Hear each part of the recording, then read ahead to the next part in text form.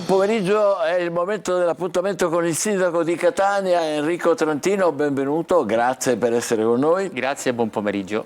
Allora, abbiamo molti argomenti oggi da trattare, come al solito li commenteremo insieme con voi, con i vostri WhatsApp al 342 74 55 005 oppure con le vostre mail, ecco come vedete, Sicilia24focus @telecolor.it. Vogliamo partire con una vicenda di cui ci siamo occupati ieri e anche oggi, questa importante operazione Oleandro della Guardia di Finanza di Catania che ha decapitato il clan di Santa Paola Ercolano nella zona di Picanello. Naturalmente la Guardia di Finanza ha precisato usura, estorsione che alimentano gli interessi del malaffare, quindi una mafia silente che non fa gesti clamorosi, grazie al cielo non sparge nemmeno sangue, però lavora sotto traccia. Ecco come. Avevano riorganizzato il clan di Picanello, storica branca della famiglia mafiosa Santa Paola Ercolano di Catania, che nel tempo era stato falcidiato dagli arresti. L'operazione Oleandro della Guardia di Finanza su delega della Procura etnea nelle province di Catania, Caltanissetta, Arezzo, Napoli e Udine ha portato in carcere 15 persone. Usura, estorsione, riciclaggio, traffico e spaccio di droga le accuse. L'indagine, che ha preso il via dopo il blitz Tuppetturo del novembre del 2022, ha fatto luce sulle dinamiche interne, i ruoli e i nuovi referenti della cosca. In una prima fase delle indagini sarebbe emersa la figura di Carmelo Salemi, 54 anni, conosciuto come Uciuraro, il fioraio, in quanto titolare di una rivendita di piante e fiori nel quartiere Picanello. Raggiunto nel 2020 da un'ordinanza di custodia cautelare in carcere, la gestione degli affari è passata a Giuseppe Russo, 47 anni, detto il giornalista o l'elegante, che avrebbe assunto la reggenza. Il ruolo di Salemi e Russo sarebbe confermato dal fatto che avrebbero anche organizzato un summit in una stalla nel quartiere Picanello intestato a un familiare di Alfio Sgroi, 53 anni, ritenuto braccio destro di Salemi. Tra gli arrestati c'è anche Antonino Alecci, 62 anni, gestore di attività di gioco d'azzardo illegale, incaricato della raccolta dei soldi delle estorsioni e uomo di fiducia del boss storico Giovanni Comis, reggente del gruppo fino al 2017. Il figlio di Comis, Nunzio, di 41 anni, si occupava dei prestiti usurari, piccole somme da 500 a 2.500 euro da restituire con tassi anche del 350% annuo. Il riciclaggio dei proventi illeciti, infine, sarebbe stato assicurato da Fabrizio Giovanni Papa, imprenditore nel settore dell'edilizia. Non è un caso, infatti, che numerosi cantieri avviati dalle sue società sarebbero sorti mediante l'investimento dei clan. L'operazione ha portato al sequestro di 9 società edili, 81 tra fabbricati e terreni nelle province di Catania e Arezzo, auto e conti correnti per un valore complessivo di oltre 12 milioni di euro. Ora, Sindaco, io non le chiedo ovviamente di commentare questa operazione, è un'operazione di polizia positiva, importante, che ci fa capire come le forze di contrasto della mafia a Catania siano estremamente attive. Le chiedo questo: se al vertice dell'amministrazione in una città come importante si avvertono gli ostacoli di questa mafia sotto traccia, che senza gesti eclatanti, come dicevamo, però, come dire, corrode, condiziona, limita l'economia sana attraverso l'usura e attraverso l'estorsione. Beh, se lei me la pone così la domanda e la risposta è sicuramente no, perché avrei immediatamente provveduto a denunciare o segnalare eventuali pericoli di infiltrazioni, quindi non ci sono timori del genere. Io appunto non commento la notizia dell'operazione, mi fa piacere registrare però questa forte presenza nel territorio delle nostre forze dell'ordine e l'azione che viene compiuta quotidianamente e che possa in qualche modo servire anche a incoraggiare l'attività di denuncia di chi alla fine è costretto a subire i gangli delle associazioni criminali e vuole ribellarsi rivolgendosi all'autorità giudiziaria. Questo è molto importante, lo sottolineano spesso anche le forze di polizia con cui noi abbiamo contatti diretti e dicono, invitano alla denuncia, avere naturalmente il coraggio di farlo, anche perché c'è ormai una rete talmente vasta, talmente importante da parte delle forze di polizia che, come dire, anche la sicurezza e le preoccupazioni e la paura possono essere, come dire, contenuti. Adesso cambiamo argomento, Sindaco, parliamo dell'operazione che è partita oggi o in queste ore per restituire il decoro al cimitero di Catania. Sono previsti interventi straordinari nell'obitorio di via Aquicella, è stata già avviata la pulizia e la sanificazione nel deposito delle salme. Vediamo. L'immagine simbolo è stata da noi documentata poco prima della scorsa ricorrenza dei defunti, con un grosso pneumatico lasciato tra le tombe. Poi la corsa contro il tempo per rendere accogliente il cimitero di Catania in vista dell'1 e il 2 novembre, dove per la verità è stato restituito alla collettività un camposanto più decoroso rispetto al passato. Ora, il cambio di passo dell'amministrazione Trantino, che fin dal suo insediamento lavora per recuperare anni di abbandono e di approssimazione. Stiamo provando a risolvere quelle che sono le numerose difficoltà, lacune del cimitero monumentale di Catania. Lo abbiamo fatto prevedendo quella che è un'attività di pulizia straordinaria, di sanificazione specializzata ogni 15 giorni dei locali di deposito e degli uffici comunali. A breve partiremo a febbraio con la ristrutturazione dei bagni e quindi l'attività verrà estesa anche su questi.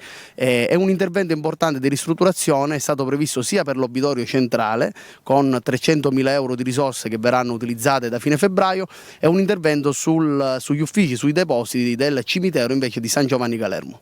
Le operazioni verranno effettuate ogni 15 giorni da una ditta in stretto contatto con la direzione servizi cimiteriali del comune, che provvederà a segnalare eventuali specifiche richieste di intervento. I lavori principali riguardano l'obitorio di via Acquicella, mentre a metà febbraio partirà la ristrutturazione totale dei servizi igienici. Era ora, Sindaco Trantino, vi abbiamo tormentato per mesi sul cimitero di Catania. È vero, e ricordo anche che ebbi una piccata risposta di frustrazione quando segnalasse col servizio la condizione in cui si trovava il cimitero. Per mia fortuna, per nostra fortuna, chi mi collabora sul settore, l'assessore Petrali, è estremamente attivo e dinamico, e quindi ha risposto già lui a tutti quei problemi che sono stati posti. Anzi, da questo punto di vista mi fa piacere segnalare che questa vostra opera di stimolo alla fine serve sempre per dare risposte. Per esempio, alla luce delle indicazioni che sono giunte dai telespettatori alla scorsa puntata, abbiamo individuato una soluzione per la sosta selvaggia dinanzi all'ospedale Garibaldi, per cui entro la prossima settimana sarà pronta la determina che ci consentirà di apporre dei paletti che impediranno pertanto la sosta in tutta quell'area che è stata invece ripresa dalle vostre telecamere. Sì. E al contempo abbiamo anche risolto il problema alla luce della segnalazione che è giunta da un telespettatore relativamente agli abbonamenti per i disabili sulla MT, che adesso sono c'era stato un disguido, adesso possono essere prenotati accedendo al sito. Beh, questo è molto importante. Su questo poi io ho un telespettatore che ha problemi di disabilità, che le chiede un intervento, ma intanto mi dicono dalla regia che c'è un WhatsApp già pronto proprio a proposito dei lavori al cimitero. Vediamo. Buongiorno signor Sindaco, questo è arrivato adesso, la invito a farci una passeggiata a piedi nei marciapiedi di via Filocomo. No. Lasciamolo ancora per favore, non riesco più a... Non lo vedo credo più. Che fosse sbagliata, che quella mi pare non che era sia... quello, non era quello. Vabbè, se no mandiamo in onda il telespettatore che si è rivolto con un appello eccolo qua. Salve, la contatto, salve, Sindaco, salve, la contatto per dirgli che sono una persona disabile con la sedia a rotelle, come devo salire le scale del cimitero? Non c'è la scivola, ditemi voi come devo andare a trovare i miei familiari. E questo è un WhatsApp che si capisce dai toni anche, diciamo, molto risentito, Sindaco. Beh sì, lo capisco. Francamente non sapevo, perché la gente non crede che io sia distratto. La nostra tomba di famiglia non è a Catania, quindi il cimitero di Catania sono andato poche volte, non avevo mai fatto caso a questo aspetto. Non so se ci sono delle possibilità di accedere dagli ingressi laterali, mi accerterò e eventualmente proveremo a porre rimedio. Bene, grazie Sindaco anche per questo è importante. E a questo proposito, adesso sempre a proposito di persone con disabilità, questo ascoltatore, come le dicevo un attimo fa, si rivolge direttamente a lei, ascoltiamolo. Signor Sindaco, mi rivolgo a lei che in questi giorni noto per la sua voglia di mettere un ordine e giustizia in questa città. Sono un diversamente abile, di cui praticamente ho deambulazione su stampelle e ho con la macchina al cambio automatico. Quando lei non era sindaco sono state fatte delle ordinanze dirigenziali che sono secondo me discriminatorio nei confronti dei disabili. Comprendo che bisogna mettere ordine nella città e anche evitare accessi in via Etnea a persone autorizzate, però noi non siamo disabili di serie A, di serie B. Se cortesemente si possa togliere questa lista, questa white list per la categoria dei disabili, comprendendo tutte le difficoltà logistiche che lei ha, ma non possiamo piangere noi le conseguenze di tale organizzazione. In sostanza, i disabili non possono accedere ai varchi di via Etnea. È una questione molto molto complessa. Intanto, quando parliamo di disabili, noi dobbiamo considerare come soggetti titolari del PAS circa 6.000 persone. Se noi dovessimo consentire l'accesso indiscriminato a 6.000 utenti, comprenderemo che avremmo vanificato la pedonalizzazione della via Etnea e quindi di ogni nostra strada a traffico limitato. Non è possibile un discrimine fra le varie disabilità che ci permetta di considerare dei soggetti con maggiore vulnerabilità che potrebbe avere un senso far passare rispetto ad altri. In fondo si tratta semplicemente di percorrere, anziché la via Etnea, la via Sant'Euplo, quindi è alla fine un breve percorso in più che certo, mi rendo conto, è più trafficato e quindi implica una maggior presenza di tempo. Però io chiedo scusa a questo civilissimo teleascoltatore che si è rivolto a me, però io credo che in termini di fruibilità della città, in termini di mobilità sostenibile che costituisce un valore aggiunto per tutti, coloro i quali la vogliono percorrere, anche per i tanti disabili che in carrozzella o altrimenti possono camminare per una via Etnea sgombra dalle macchine, credo che sia un valore la soluzione che abbiamo trovato. Se ci fosse la possibilità di differenziare attraverso dei pass colorati in modo diverso le condizioni varie, è chiaro che magari potremmo trovare una soluzione diversa, ma visto che anche chi ha una minima cardiopatia può ottenere il pass, non c'è motivo per cui chi ha la minima cardiopatia debba passare da via Etnea. I pass non possono essere differenziati perché la norma è nazionale e non possiamo noi incidere, si tratta di trovare un punto di equilibrio. Vedremo quindi, grazie anche per la sua attenzione su questo. Sindaco, facciamo adesso una breve pausa e poi ci ritroveremo, parleremo di altri argomenti.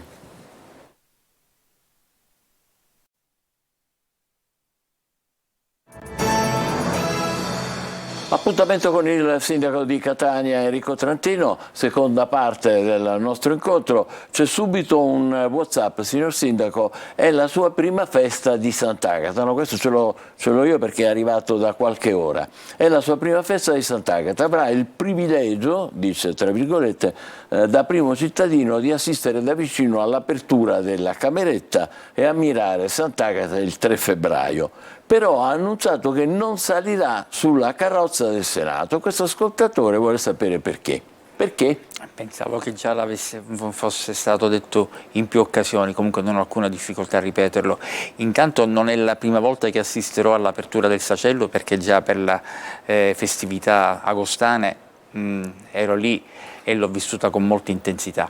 Non salirò sulla carrozza del Senato perché sto volendo dare un segnale di vicinanza alla gente. Mi piace che il sindaco venga percepito come uno dei tanti cittadini e quindi rimanere al loro livello di strada, al loro livello spaziale e seguire la carrozza del Senato a piedi. Quindi è un atto che assume, secondo me, una forte valenza simbolica per farmi sentire vicino alla gente, dato che molto spesso le istituzioni sono state avvertite come qualcosa di evanescente, di assolutamente etereo. Invece desidero che la gente capisca che il sindaco è uno di loro e per questa ragione camminerò dietro. Sulla carrozza del Senato saliranno il Presidente del Consiglio Comunale, un assessore, donna, la segretaria generale e 3 ragazzi delle scuole medie che sono in fase di selezione alla luce di un elaborato sulla Catania che sarà e che pertanto premierà i più meritevoli, perché mi piace anche dare l'idea che in quella carrozza è giusto che salga il futuro della nostra città. Beh, bellissima risposta, grazie sindaco. Qui abbiamo una mail che però non posso leggere il mittente perché è tutto iniziale, lui, la, vabbè, comunque deve essere un tassista, perché dice così: buongiorno signor sindaco, desidero sapere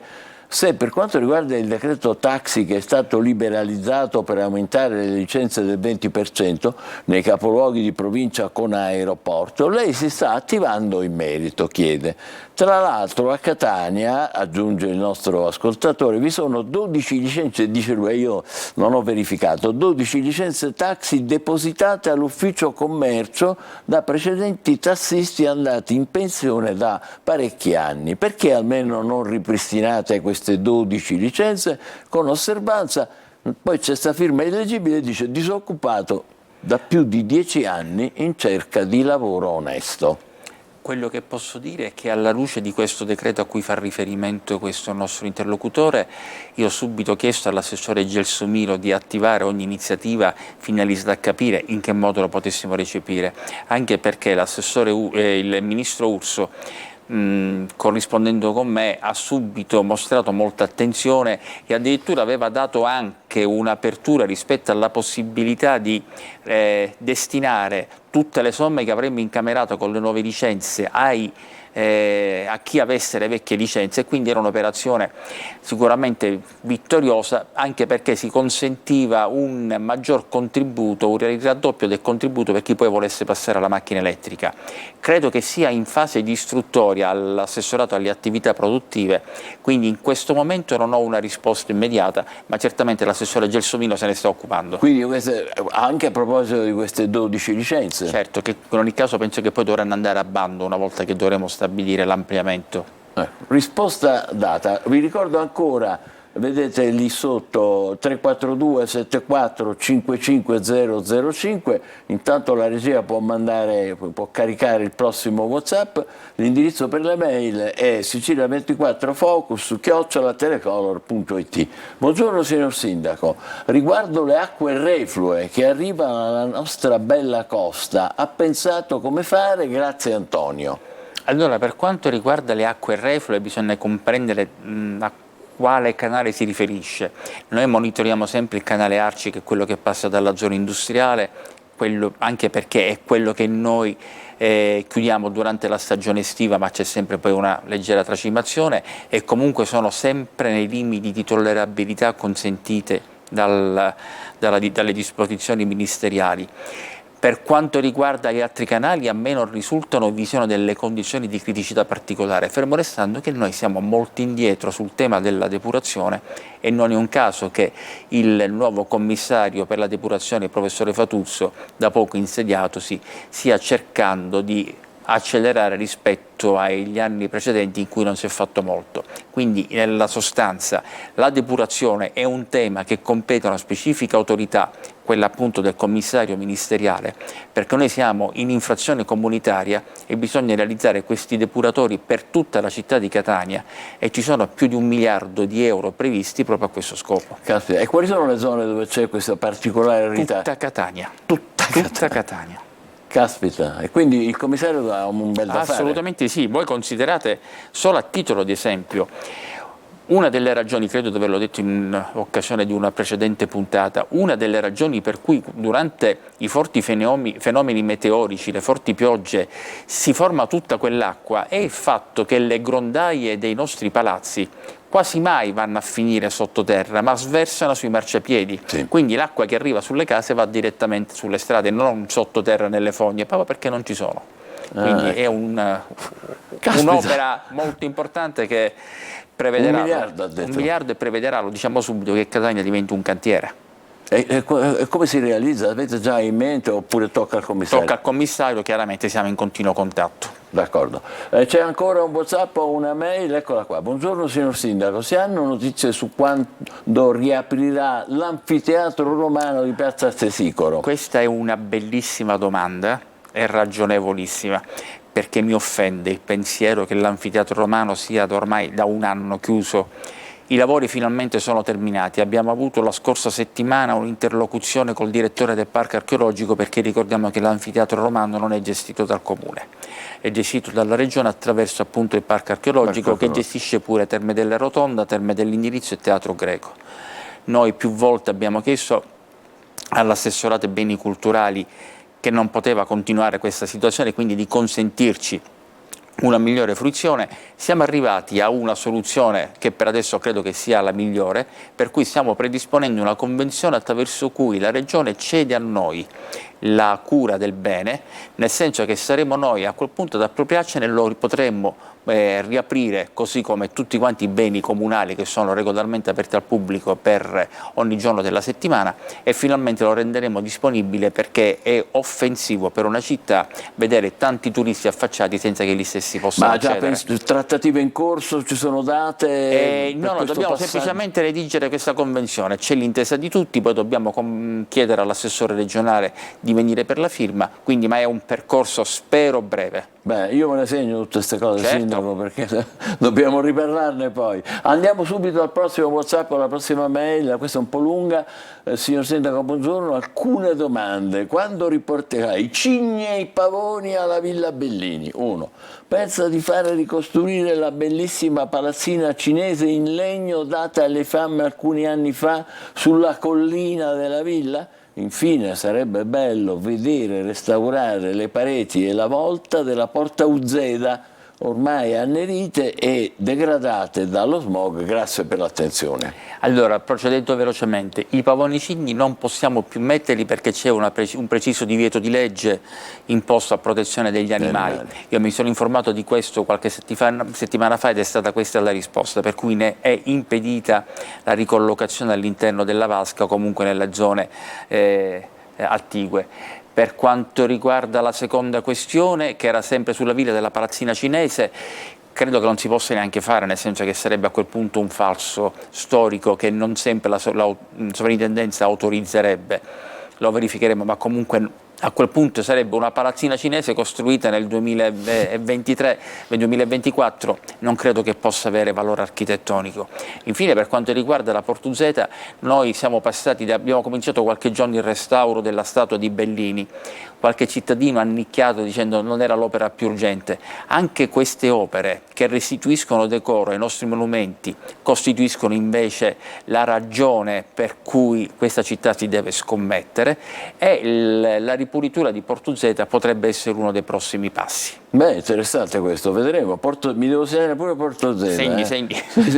Oggi siamo stati buonissimi, Sindaco, non abbiamo neanche tutto in positivo, a parte le vostre domande che sono semplici domande ma anche molto giuste. Buon pomeriggio, sono la signora Adri. Sì, Adri. Volevo chiedere al Sindaco perché non fa anche a Librino una raccolta di rifiuti per oggetti grandi, così si toglie tutti questi rifiuti che ci sono in tutte queste strade. Cioè dice lì raccolgono solo la monnezza normale. Assolutamente, noi facciamo continuamente opere di bonifica di tutte quante le discariche. Il problema è che i cittadini non ci collaborano, e allora chiariamo una volta per tutte una cosa, direttore. Chiariamola. Noi purtroppo paghiamo la Tari più alta, più cara di tutta quanta l'Italia, ma questo accade perché la riscuotiamo solo nella misura del 50%. L'evasione della Tari a Catania ammonta a 60 milioni di euro. Caspita. Se noi aggiungiamo anche gli atti tributi che vengono evasi, arriviamo a 83 milioni di euro, con cui rivolteremmo questa città come un calzino, dopo aver però diminuito la Tari a chi invece la paga. Quindi quando si parla di servizi vorrei anche che ci fosse una maggior consapevolezza dei cittadini, di quelli che non pagano i tributi, che chiedono la luna ma non fanno nulla per averla. Noi sulle discariche a Librino interveniamo continuamente, ma c'è una certa riottosità dei cittadini a rispettare le regole. Avevamo stabilito un incontro fra Natale e Capodanno col Consiglio con la municipalità, con la sesta municipalità, che è una municipalità che lavora molto. Purtroppo per un problema di salute di gran parte dei consiglieri l'abbiamo rinviato. Proprio ieri mi è stato chiesto un nuovo appuntamento per febbraio, e quindi discuteremo con la municipalità dei rimedi da approntare per convincere i cittadini che non lo fanno a realizzare la differenziata, e nello stesso tempo a porre in tutti i condomini, soprattutto nei mega condomini, quei carrellati che costituirebbero la svolta per evitare il conferimento disordinato, caotico lungo le strade. Io ogni volta che percorro quelle strade, perché ci vado spesso a Librino, francamente vedere all'ingresso tutta quella quantità di rifiuti, di gente che neanche alla bontà di metterla sotto casa, no, la va ad accatastare lì, creando proprio un'immagine di discarica che viene alimentata poi anche da coloro i quali vengono non dalla città o comunque da zone esterne al Librino, che vanno a conferire lì. E questa è la strada giusta secondo lei per arrivare a una diminuzione della Tari? La strada per arrivare alla diminuzione della Tari ci vorrebbe un maggior che pagassero, pagassero. Se vedono che ci sono delle iniziative, diciamo... È il proverbiale cane che si morde la coda. Le iniziative ci sono, non sono tante quanto ne vorremmo perché mancano i soldi della Tari, quindi se magari pagassero potremmo dare più servizi in più. Fermo restando che comunque stiamo provando a rimodulare continuamente i servizi in base alle esigenze. Abbiamo compreso che deve essere differenziato a seconda dei quartieri, stiamo cominciando a prendere in considerazione l'idea di mettere i cassonetti intelligenti in alcune parti del centro città a livello sperimentale.